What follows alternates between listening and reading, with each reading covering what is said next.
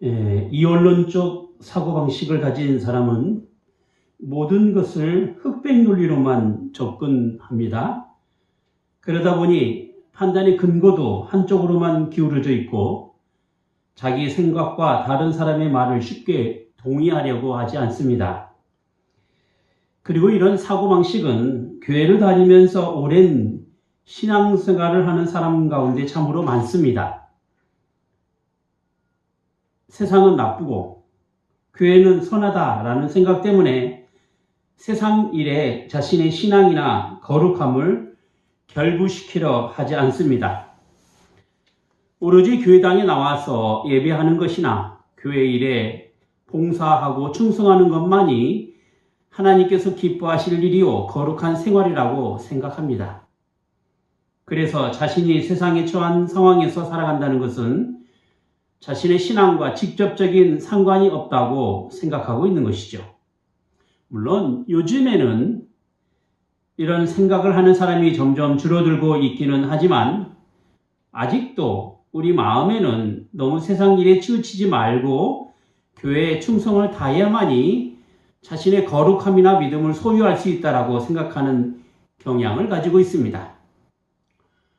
물론 우리는 교회를 통하여 하나님의 말씀을 듣게 되고 자신의 신앙을 검증할 기회를 성도의 교제를 통하여 갖게 됩니다.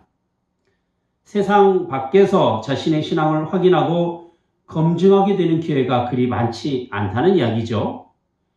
하지만 우리가 하나님의 부르심을 받았다라는 것과 하나님의 자녀가 된다는 것이 단순히 악한 세상에 있지 않고 교회당에 머무는 것을 말하고자 함이 분명히 아닙니다.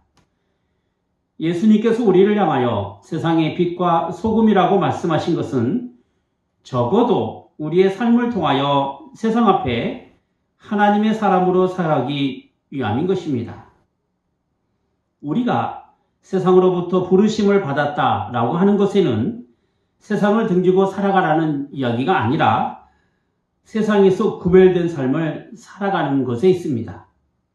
우리가 살아가는 세상은 우리의 믿음을 보여주고 우리가 하나님의 사람인 것을 확인하는 것에 있습니다.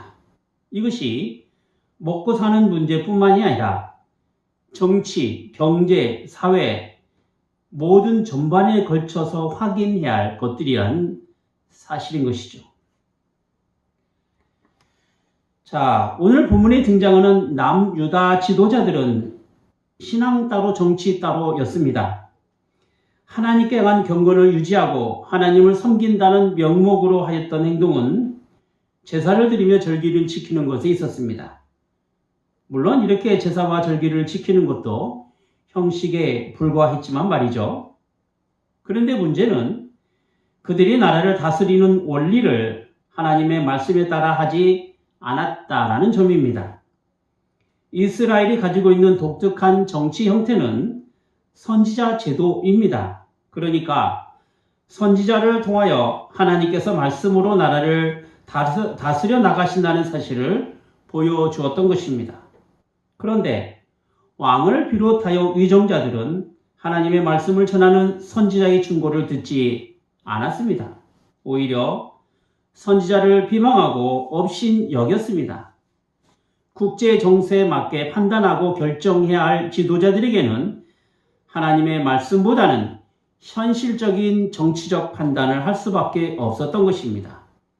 이것이 아수리의 침략에 대비하여 애굽의 도움을 받는 길이었던 것이죠. 1절을 보겠습니다. 도움을 구하러 애굽으로 내려가는 자들은 화 있을진저 그들은 말을 의뢰하며 병거의 많음과 마병의 심히 강함을 의지하고 이스라엘의 거룩하신 자를 앙모치 아니하며 여호와를 구하지 아니하였거니와. 남유다가 애굽의 도움을 받고자 하는 것은 전쟁의 위협에 처해 있는 나라의 지도자로 볼 때 어쩔 수 없는 선택일지도 모릅니다. 전쟁에서 패하지 않으려면 어떻게 해서든지 더 힘센 군대를 모으는 방법을 생각했던 것이고, 그래서 더 말을 많이 가지고 있고 더 강한 군사를 많이 가지고 있는 애굽에게 손을 내미는 것이 더 합리적일 수 있었을 것입니다. 하지만 이사야 선지자는 그런 지도자들의 선택에 대하여 화가 있을 것이라고 책망하고 있는 것이죠. 그 이유는 남유다가 구해야 할 것은 애굽의 병거나 군대가 아니라 거룩하신 하나님을 바라보고 하나님께 구해야 하기 때문인 것이죠. 나라를 다스려야 하는 상황에서도 하나님께 향한 신앙을 나타내야만 했던 것입니다. 사실 이스라엘이 가지고 있는 정체성은 다른 이방 나라와 같이 세상 왕을 중심으로 해서 국정을 펼치는 것이 아니라 하나님께서 나라의 왕으로 친히 다스리시는 그런 하나님이 왕이 되신 나라가 되는 것에 있었습니다. 그래서 사무엘 시대에는 사울 왕이 블레셋과의 전쟁이라는 긴박한 상황 가운데서도 하나님께 향한 제사가 있었던 것이고 선지자를 통한 하나님의 계시가 필요했던 것입니다.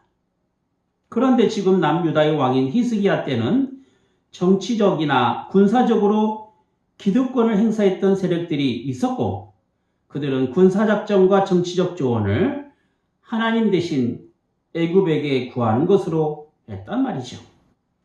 하나님의 택한 백성이요 하나님의 사람이라고 자부하고 살아왔던 그들의 삶은 가장 중요한 결정에 있어서 하나님을 찾지 않고 하나님께 구하지 않은 것입니다. 그러니 그들에게 있어서 하나님의 다스림이나 하나님의 인도하심을 찾을 리가 만무하고 하나님의 거룩하심에는 도통 관심을 두지 않았던 것입니다. 하나님께서는 제 아무리 하나님의 백성일지라도 하나님을 바라보지 않고 구하지 않는 인생은 재앙을 내리시고 또 치시는 분이심을 분명하게 보여주고 계십니다.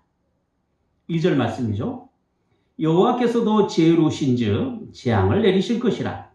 그 말을 변치 아니하시고 일어나사 악행하는 자의 집을 치시며 행악을 돕는 자를 치시리니.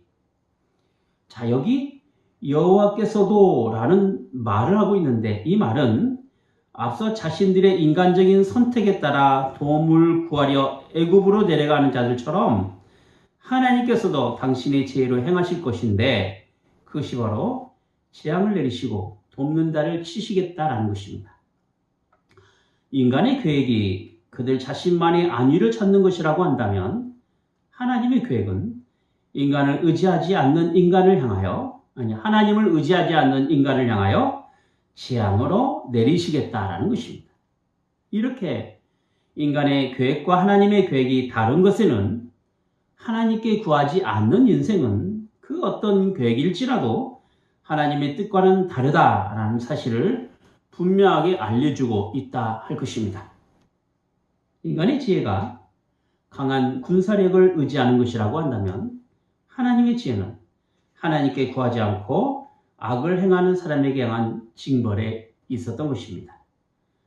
나라를 구하려는 인간적인 지혜가 도리어 하나님 보시기에 악을 행하는 모습이 되었고 결국 재앙으로 나타나게 되었던 것입니다.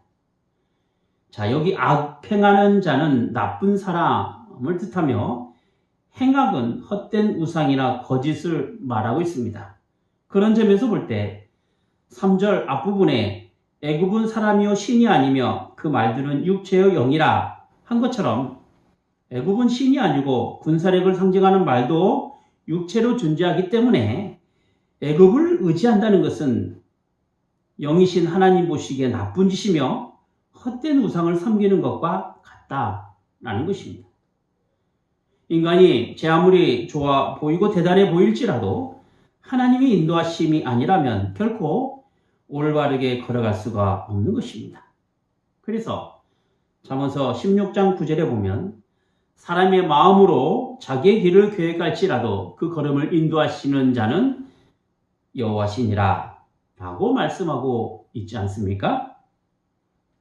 여러분, 우리의 눈으로 볼 때 힘이 있어 보이고 또 모든 것을 할 수 있을 만큼 대단하게 보일지라도 결국 그들은 하나님이 아니라 인간에 불과하며 영혼에 속한 존재가 아니라 유한한 인생이기 때문에 그것이 어찌 하나님의 지혜로움과 견줄 수가 있겠으며 하나님의 선한 뜻을 어찌 알아갈 수가 있겠습니까?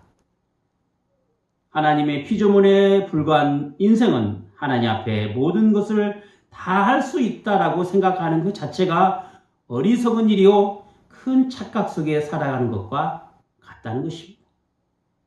전도서 9장 11절과 12절에 보면 내가 돌이켜 해 아래서 보니 빠른 경주자라고 선착하는 것이 아니며 유력자라고 전쟁에서 승리하는 것이 아니며 지혜자라고 식물을 얻는 것이 아니며 명철자라고 재물을 얻는 것이 아니며 기능자라고 은총을 얻는 것이 아니니 이는 시기와 우연히 이 모든 자에게 임함이라. 대저 사람은 자기의 시기를 알지 못하나니 물고기가 재앙의 그물에 걸리고 새가 올무에 걸림같이 인생도 재앙의 날이 호련히 임하면 거기 걸리느니라 하였던 것입니다.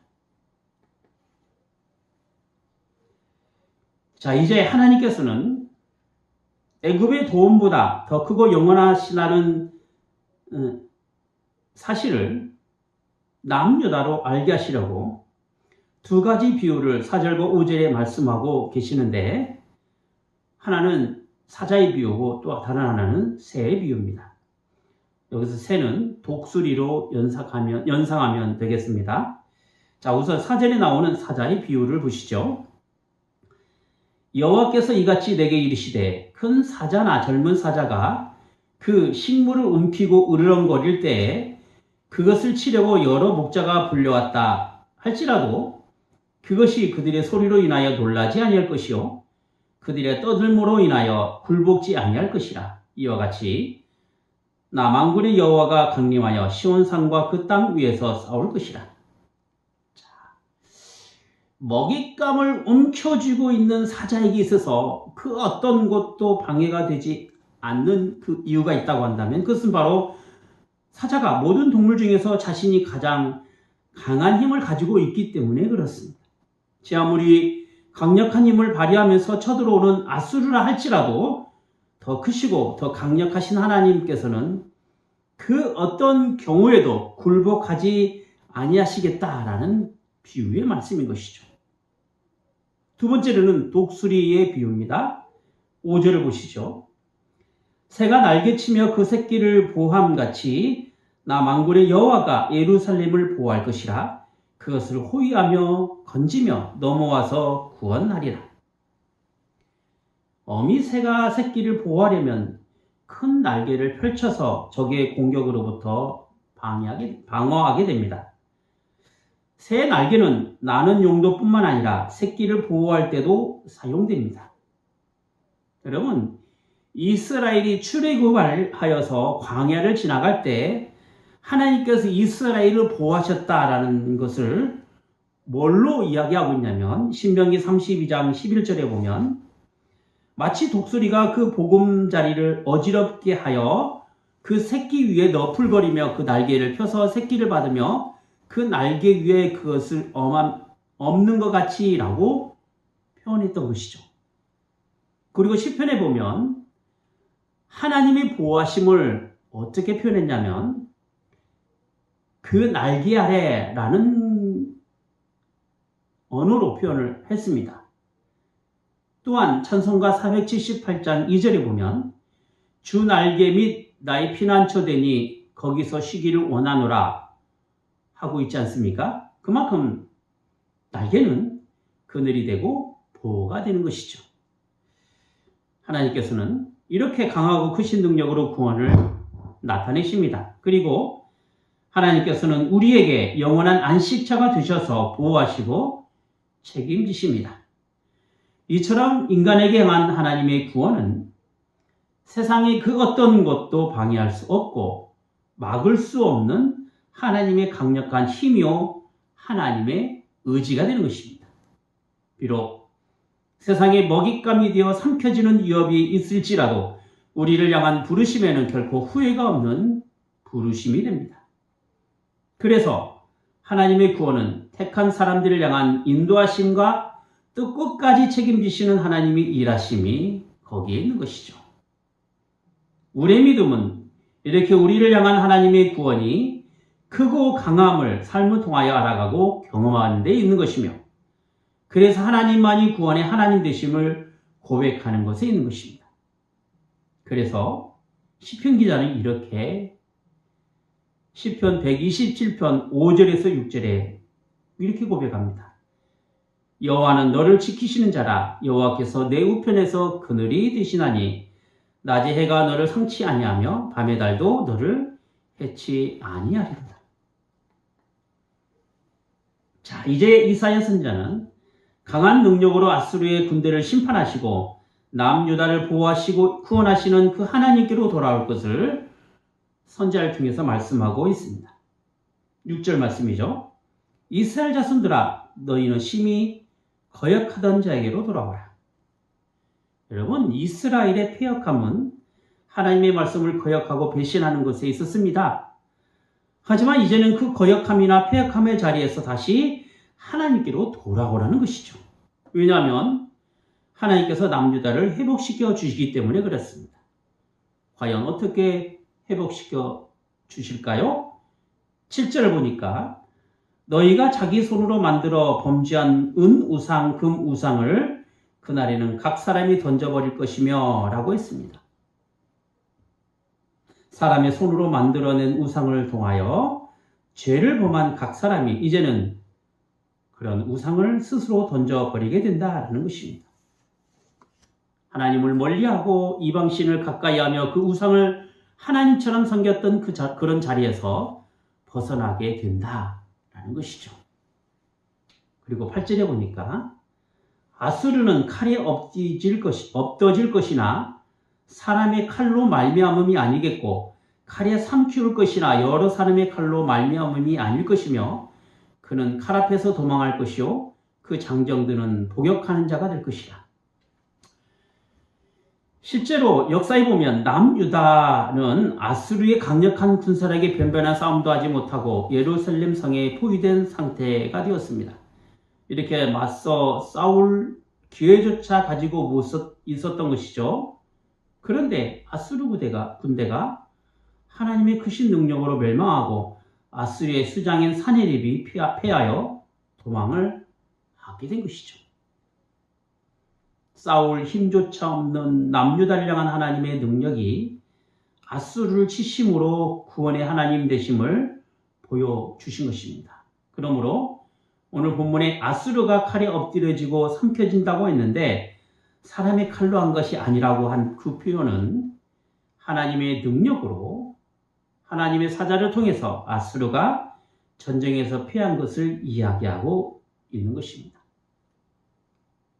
여러분, 다윗이 물맷돌 하나로 골리앗을 이길 때 어디 힘으로 이겼겠습니까? 아니면 덩치로 이겼겠습니까? 둘 사이에는 현격한 체격의 차이가 나고 또 골리앗이 볼 때에는 웃을 수밖에 없는 작고 연약한 다윗이었습니다. 그런데 그런 다윗이 의지했던 것은 오직 만군의 여호와의 이름으로 갔던 것 아니겠습니까? 하나님의 구원이 군사력이나 사람이 많고 적음의 문제가 아니었던 것이죠. 오직 전쟁이 하나님께 속한 것임을 알고 고백한 다윗의 신앙이 승리의 비결이 된 것입니다. 사무엘상 17장 47절입니다. 여호와의 구원하심이 칼과 창에 있지 아니함을 이 무리로 알게 하리라. 전쟁은 여호와께 속한 것인즉 그가 너희를 우리 손에 붙이시리라. 하나님의 손이 붙들어 주시면 그 어떤 세력도 등이 이길 수 있는 것이죠. 그리고 이런 고백은 자신의 연약함을 알고 자신의 연약함과 동시에 하나님의 능력을 믿을 때 세상의 모든 편견이나 의심이 사라지게 될 것이며 전적으로 하나님만이 구원의 하나님이 되신다는 분명한 사실을 고백할 때 나타나게 되는 것입니다. 여전히 세상은 배 선편을 치며 밀려오는 파도처럼 우리의 삶을 위협할 것입니다. 때로는 우리가 가지고 있는 알량한 자존심을 이용하여 마땅히 해야 할 일조차 못하도록 막을 것입니다. 어쩌면 우리는 신앙인이라 하면서도 세속적인 판단과 결정을 해서 하나님의 능력과 구원하심을 실제 생활에서 경험하지 못하는 잘못을 범하고 있지는 않은지 우리 자신을 돌아볼 필요가 있습니다. 각자의 삶의 현장에서 하나님의 구원을 경험하지 못하는 것에는 믿음과 고백의 신앙과 삶이 따로따로 나타나기 때문이 아닌가 싶습니다. 여러분, 우리의 신령함이란 예배에만 있는 것이 아닙니다. 세상 앞에서도 우리는 얼마든지 우리가 하나님의 사람인 것과 구원의 하나님 되심을 나타낼 수가 있습니다.